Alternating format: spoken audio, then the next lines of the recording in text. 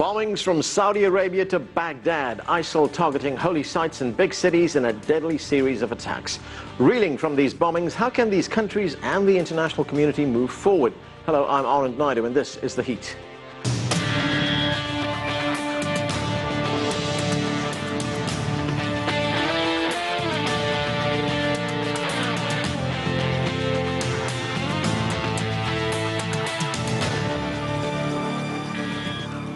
Deadly attacks have rocked Saudi Arabia, Iraq and Turkey in recent days, killing dozens and wounding hundreds more.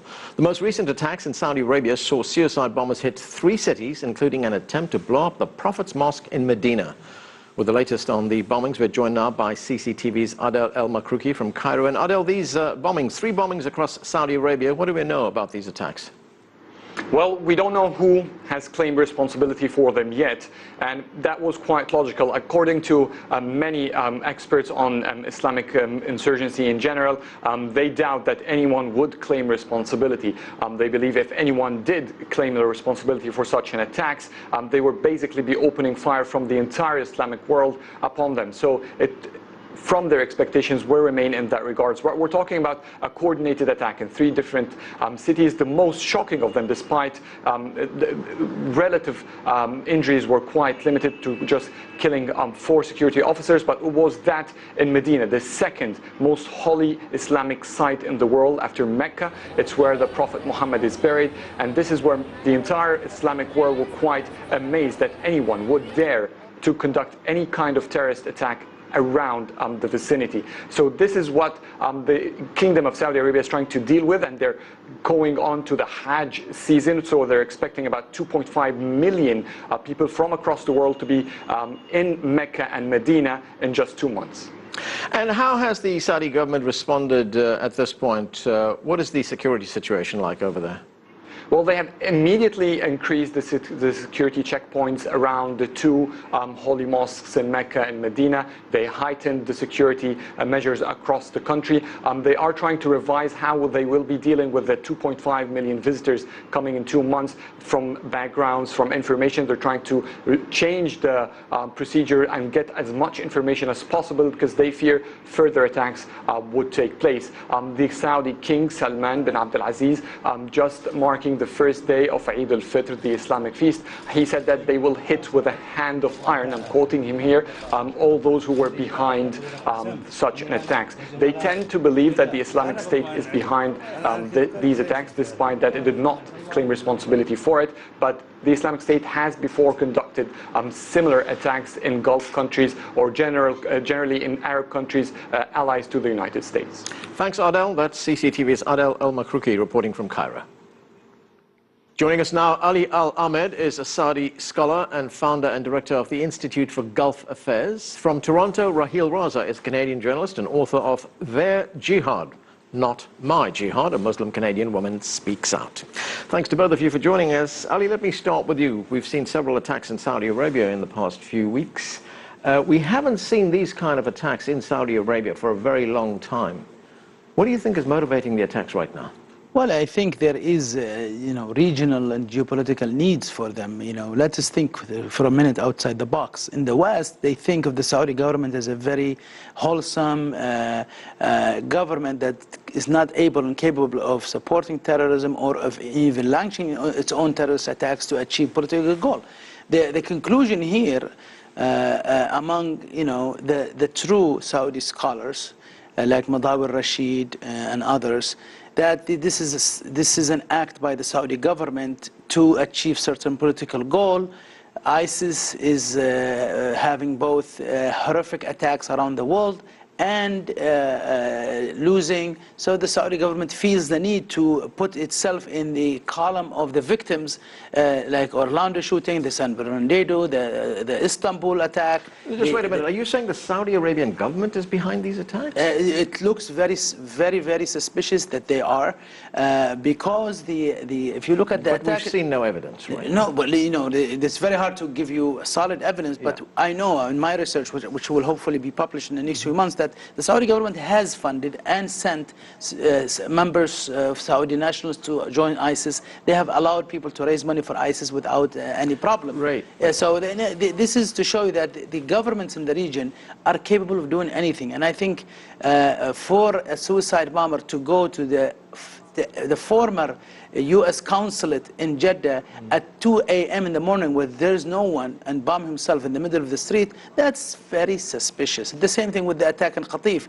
He went to the inside of the city where outside people don't know that mosque existed and blow themselves outside the mosque. That is very suspicious. Okay, that goes directly to my next question, which I want to pose to Raheel. And this might be a bit confusing to people, Raheel, and I hope you can shed some light on it. So we have certain individuals, perhaps certain parts of the clergy in Saudi Arabia, who are financing terrorists, we are told. They're also exporting this particular radical brand of Islam known as Wahhabism. If that is the case, why are the terrorists now turning on Saudi Arabia? Well, with due respect to my friend Ali, who of course is a scholar, and I respectfully disagree, first of all, let me say that this Ramadan was the bloodiest in my lifetime, and that's many, many years. And it's sad because you're not supposed to really kill anyone in the holy month of Ramadan. Now, the attacks in Saudi Arabia, in my perspective as a grassroots activist, is just a way of the extremists and terrorists flexing their muscle to say that we don't respect, or we don't respect any sacred spaces. I mean, these are the two holiest sites in Mecca, in Saudi Arabia, Mecca and Medina. And this is their way of creating confusion among the Muslims, because the Muslims did get confused.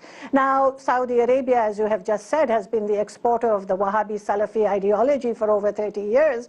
In some ways, this can mean that this is the Frankenstein monster that they created that has come back now to bite them. However, I believe that this is part of a larger program by ISIS and their ilk, not just ISIS, but this rise in a global jihadist insurgency, to just flex their muscle and say that nothing is sacred to us. We will attack and enforce our idea of a global caliphate wherever we want. And they do this in the West because they are at war with the West. They do it in the Muslim world because now we have Muslims who are saying, oh, you know, that it can't be Muslims who will ever attack the two holiest sites in Saudi Arabia. However, if we go back to Islamic history, this is not the first time that Mecca and Medina have been attacked. Okay, but I mean, it goes back to 683. Right, but if we look at the attacks in Saudi Arabia, Raheel, isn't this a case of biting the hand that feeds? Well, it's a way of flexing the muscle. Yes, it is fighting the hand that feels, but you can't forget that there is a turf war going on between Saudi Arabia and Iran. I mean, this is not a Shia-Sunni clash, but this has been going on for a long time. And there are so many complicated geopolitical issues here. Somebody's friend is my enemy, and my enemy is your best friend. So the Jeddah bomber was a Pakistani. So the point is that this is a way of the terrorists in flexing their muscle and showing that we are strong. Okay, Ali, and we will attack wherever we can.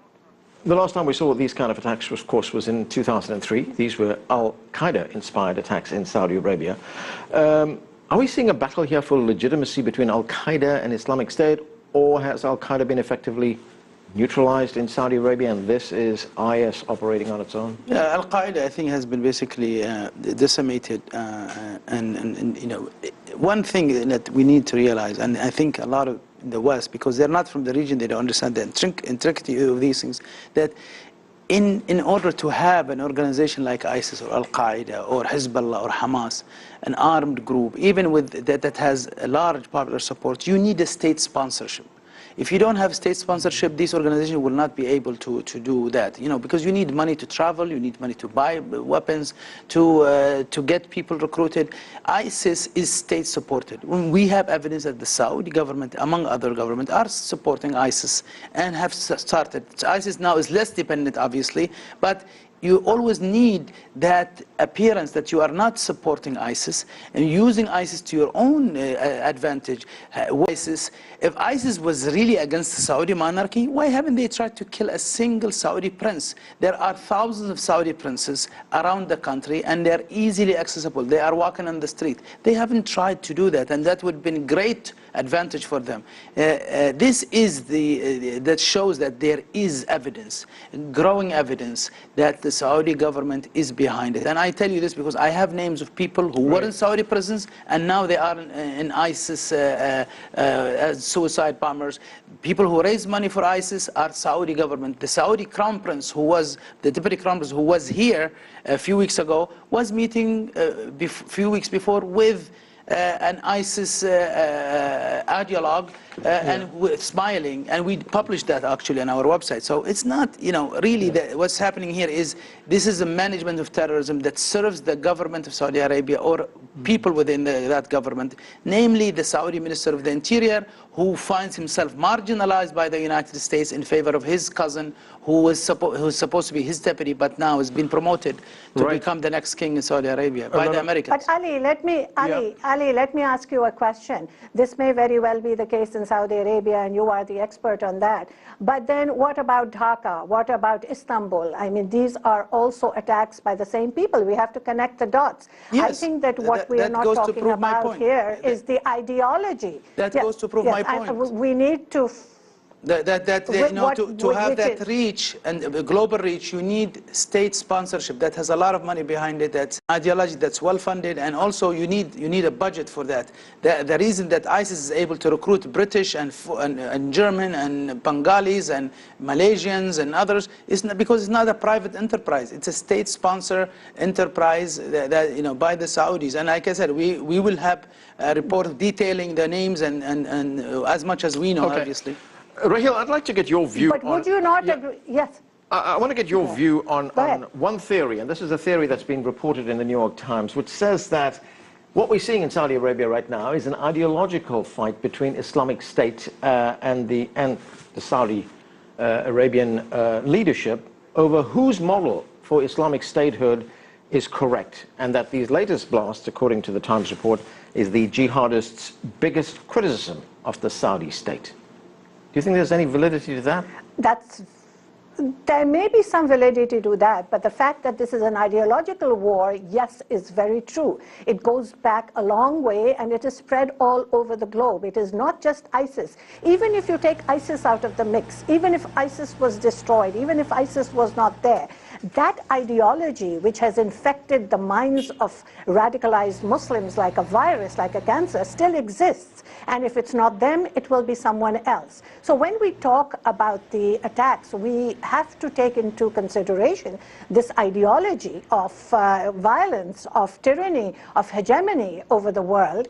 And that has spread all over. They have different names. But it's like the head of a snake. If you keep on attacking it, and it'll keep on popping up in different places, in different forms, under different names. And this is where the Muslim world, I think, has failed to address this ideology. And I want to specifically mention the fact that yesterday was Eid, and we called it Black Eid because we were not celebrating, we were commemorating. And I would have liked to have seen at least a quarter of 1.6 billion Muslims come out on the streets in mass protest against the bombing of the holiest sites in Islam. But we didn't see that happen. Okay, we're going to have to leave it there. So there is definitely a problem there. Great, thanks to both of you for joining us.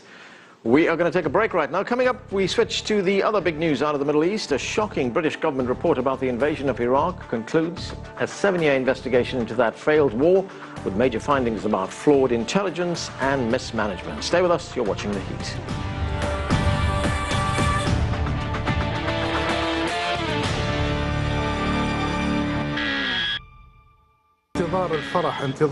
The youth who were killed in this bombing went shopping for clothes. We cannot rejoice this Eid. Welcome back. Saudi Arabia isn't the only country bombed in recent days. Baghdad saw its deadliest bombings, killing hundreds of people. The current conflict in Iraq is a remnant of the invasion and war that left the country torn and gave rise to ISIL. A long-awaited British report out this week claims the run-up to that war included faulty intelligence and mismanagement. It claims countries like the US and the UK invaded on that flawed intelligence with no post-invasion strategy. Joining us for this portion of the show, Wajahat Ali is creative director of Affinis Labs and a writer and journalist, and Manal Omar is associate vice president for the Middle East and Africa Center at the United States Institute of Peace. Thanks to both of you for joining us. Wajahat, let me start with you. So we have this report produced by the British, the so-called Chilcot report. It's a pretty devastating indictment against British Prime Minister Tony Blair. And we look at the headlines of the report. It found that the war was unnecessary, but not illegal. The war was not a last resort, and that WMD was certainly not justified. Now, of course, we've heard all of this many times before. But what impact will this report have, seeing that it's coming from a government-appointed commission? I mean, one would hope that the impact would allow us to look back on the decisions that were made by the UK and US. Like you said, I mean, it's really damning. Tony Blair deliberately inflated and exaggerated the threat that Saddam Hussein posed. I think a special memo that came out said the special relationship between Blair and Bush 7 months before the decision to invade said, I'm with you regardless, no matter what. This type of unconditional support between two superpowers to preemptively invade a country and then think somehow, due to Western military invasion, democracy would bloom across the Middle East and Muslims would embrace freedom and values of liberty and deodorant and whatnot. You know, I do dark humor sometimes just for the sake of catharsis, but we can look back on this and say, told you so, or my bad. But looking forward, what we have here is Iraq. Still, what happened just last week? 240, 250 people died in Baghdad. Libya, civil war, crisis, ISIL's there. Syria, 5 years on, you have 11 million displaced people. You have 300,000 people dead. So can we look at the mistakes that we made, brilliant mistakes that we made, and make sure that we don't repeat them in Syria, Iraq, and Libya? Right, Manal, and looking at the impact of a report like this, there is a former British diplomat writing in an American newspaper who says that, you know, reports like these, inquiries like these, have an ulterior motive. They're there to reassure the public, in this case the British public, that we recognize our mistakes and we're going to correct them right now. But what really happens is that, you know, we'll table this, it goes into a shelf and it collects dust, 6,000 pages. It's a giant waste of trees. I mean, there's nothing about accountability, about an apology, about reparations.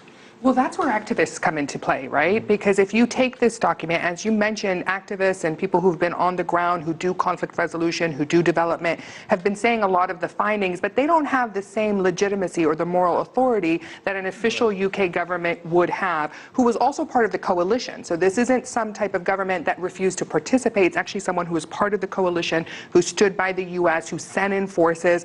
And so that acknowledgement, if activists choose to, could be something that you use as an advocacy tool that you would really be able to put onto the governments that you're working with and to the agencies to say, we want things to be done differently.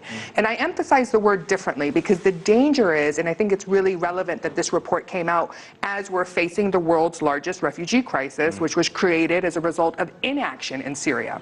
So you have a real challenge. You know, action in Iraq destabilized the region. It really created this vacuum of power, gave rise to ISIS. But look at what inaction in Syria has done, and the rise of the refugee crisis, which has completely destabilized Europe, if not the world. We're no longer talking about a crisis in the Middle East. We're truly talking about a global crisis from the Middle East. And so how do we respond? How do we find it? And the challenge is it's been an all-in Iraq, Afghanistan style invasion, or nothing. And what we need to do, and I think particularly people who are dedicated towards this field, is build out that spectrum of options in the middle and to say, what do we do? And look at Iraq, but also look at Libya. Remember, it was supposed to be the light footprint. But as Waj pointed out, it is, you know, major civil war and now one of the strongholds of ISIS, and probably why ISIS will survive, because they're shrinking in Iraq and Syria. But they have Libya and the Sahel to kind of fall back on. Well, Jihad, the report does to some extent mention the fact that there was no post-invasion strategy on the part of the United Kingdom or on the part of the United States. But let's look at the question of accountability. The report was very careful to say that, yes, there might have been faulty intelligence. The claims of WMD may have been exaggerated when we went to war, but it was not an illegal war. And in fact, what it said was that the legality of the war should be left up to an internationally appointed commission some kind of legal inquiry that goes into that. But will anyone ever be held legally accountable for this? Perhaps not. And I think that was actually another damning aspect of the report because they didn't have the jurisdiction to make any legal claims. But they did say in that report that an independent legal commission should be set up to actually check whether or not this war was in fact legal. So the jury's still out on that, Yeah, jury's right? still out. And also we're talking about what we can learn from this war. And Manal just said we're talking about Syria, Iraq, and Libya, and of course we're going to have war-hungry powers. You know, does the United States and does the UK actually have the legal authority, if you will, to commit these airstrikes? If Hillary Clinton is elected president, or Donald Trump, apparently we're going to be banned from coming to America. But, you know, Hillary Clinton, she says she wants to be much more aggressive in the Middle East. She wants to be much more aggressive in Syria and Libya. Well, does she have the authority, the legal authority given to her to actually even do airstrikes, put special troops on the ground? That in itself, I think, is very important, and specifically if you want to look at prosecutions, which there will be no prosecutions. But, you know, it's one thing just to tap someone on the wrist and say, you're bad, Tony Blair. But if you want to ensure that there's good behavior, you need actually criminal prosecutions. You need people indicted. You need people in jail. You need some sort of metric there to make sure that this doesn't happen again. And based on what you've said, unfortunately, I don't think that's going to happen. Maybe I'm a cynic, but maybe I'm a realist also. And I think that there's, I mean, whereas I can completely appreciate, I'm always a person who emphasizes accountability, there is a potential moral hazard. And we need to look at the overarching, and particularly what was called on in Libya, but the responsibility to protect. I mean, no one talked about that in terms of Iraq, but these were dictators that were doing horrendous crimes in their communities. And people were sitting by and watching. I would add maybe making money off of it under sanctions, under, you know, authoritarian regimes. And so there does come this question of responsibility to protect. And the more we talk about accountability and the legal, it may actually de-incentivize countries who can actually put a stop to mass atrocities like we saw in Boston or Rwanda. You know, everyone may just step back and say, we're going to be non-interventionists. And that doesn't work either. Again, inaction and things. So that real balance, I think, but needs it does to seem be. in this case that the motivation behind the war changed. I mean, we were told initially that it was about Absolutely. WMD, and then it became about regime change. Well, I think what we're missing from the Iraq and Afghanistan model, and it's something that I continuously try to push on, is what is the new role of the UN as the world has changed? Because that was unilateral moves, it was bilateral agreements, and the UN was almost, you know, on the sidelines and forced into this war. And again, same in the inaction. So what is the role of the UN? Where is the muscle of the Security Council? I mean, since, you know, high school we've been debating this. I was going to say, since high school we've been debating this. Since the 60s we've been talking about the reform. But we don't truly have a unilateral institute to lead these efforts. And so it continues to fall on the shoulders of the US and the UK. And frankly, both populations don't have the appetite for it anymore. Well, speaking about responsibility, if you have an international community that's consistently sidestepped by the most powerful, jacked up member, United States and UK, then what does it matter, right? It's completely impotent and if you listen irrelevant. to what Tony Blair said, you know, when this report came out, he said, look, I accept these serious criticisms, that's what he said, but I would do it again. Because God told him to do it, so of course he has to. I mean, how do you think the families of people who were killed in that war, British people, British service people who were killed in that war, the families of people who were seriously injured in the war, how will they respond to that kind of statement? I would do it again. Tears, frustration, anger, but at the same time, as we've seen time and time again throughout human history, those who are in power are allowed to, if you will, humiliate those who are powerless and get away with it. But go ahead. Yeah, but I would also just say that, you know, one of the things that surprised me the most is, you know, I wrote a book about my time in Iraq, and I spent a lot of time in war zones. The people who end up emailing me the most are not people from the region, or not people from the Muslim communities. It's families of soldiers who are desperate for reason. And I'll never forget this young girl from Texas who wrote to me and said, I'd like to think my father is one of the soldiers that helped you out there. So in terms of I would do it again, I think it's really difficult for families of soldiers to say this was just a mistake and people died because of making money. They still hold on to the belief that it had positive change. And in some cases it did. I mean, again, we cannot ignore the mass atrocities that were taking place in the region. Right, positive change. Let's look at this. I mean, the one metric to look at the success or failure of this war. We were told before the war that Saddam Hussein was posing a threat, not just to the Middle East, but he was posing a threat to the world, that he had WMD, etc. We were told that if he was removed, it would make the world a safer place. Is it? No. Look, we didn't intervene when Saddam Hussein chemically gassed his own people, when he was a tyrannical dictator, when he oppressed the Shia majority, when he rooted out dissent. That was perfectly fine. Donald Rumsfeld shook his hand. And now Saddam Hussein, horrible dictator, everyone will agree, is gone. But what happened? We invaded. We had no strategy. Paul Brenner made a catastrophic mistake by the de-Baathification, right? Security forces are gone. You have what? Power instability. You have a vacuum. What rises? ISIS rises. Right. So much so that Zarqawi, who was a Jordanian thug at that time, said, Al-Qaeda is weak. Thank you, United States, for this invasion because it helped strengthen Al-Qaeda. Al-Qaeda more so than ISIS. ISIS is now in what? Syria and Libya. And like we've seen this past week. It was Colin Powell, wasn't it, in that speech at the UN who put Zarqawi on the pedestal and said, this is... Well, I mean, there is apparently also a uranium cake from Niger, and there's also, what else was there? Anthrax. I mean, and look at Colin Powell. And we were just talking about this outside.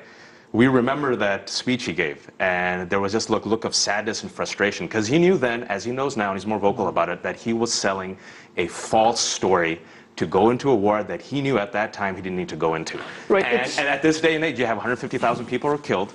This situation is less safe. You have sectarian conflict, and now we're seeing in Medina, Indonesia, Baghdad, United States, you see the fire and the poison that's spreading.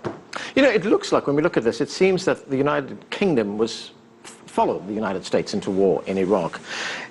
In that sense, was Tony Blair bullied by George Bush? I think it's hard to say in terms of where the pressure came from. I mean, we remember those days really thinking Tony Blair would be a different voice and have a different sound, and it didn't come out. And who was able to influence who? I think it's hard to say whether it was fully bullied.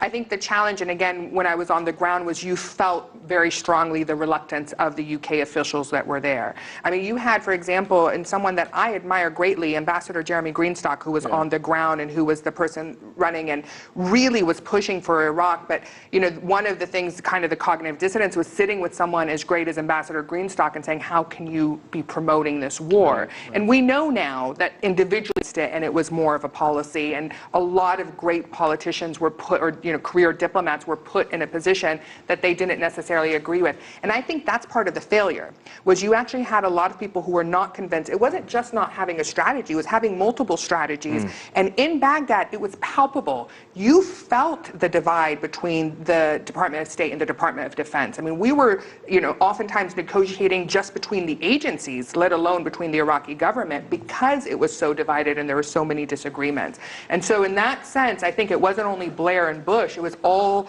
throughout, you know, middle management, high, all representations were on different pages, and that's one of the primary reasons why we failed. We were constantly shifting plans. It was shifting sands. I think the report was damning. I think the report was damning also because Blair wasn't bullied, and there's an Urdu word I want to throw here. He was a chamcha. He was a spoon and a tool. Well, they called him a poodle, didn't they? Yeah, you poodle. And even like you said, like in the memo, it said again and again. And I think one of the very damning things of the report, it says UK does not have to be an unconditional friend of the United States. Number one, just to be an ally, and number two, Blair had zero influence over Bush and the post-invasion strategy. Right. One of the conclusions of the report was that there would be no UK-US relations would not have suffered if the UK did not get into the war. We're going to have to leave it there. Wajahat Ali, Manal Omar, thanks to both of you for joining us. Thank you. That's all we have time for, but the conversation continues online. Chat with us about this or any other show on Twitter. We're at CCTV_America. We also use Facebook. Find us at facebook.com/CCTV America. I'm Anand Naidu in Washington, D.C. Thanks for being with us.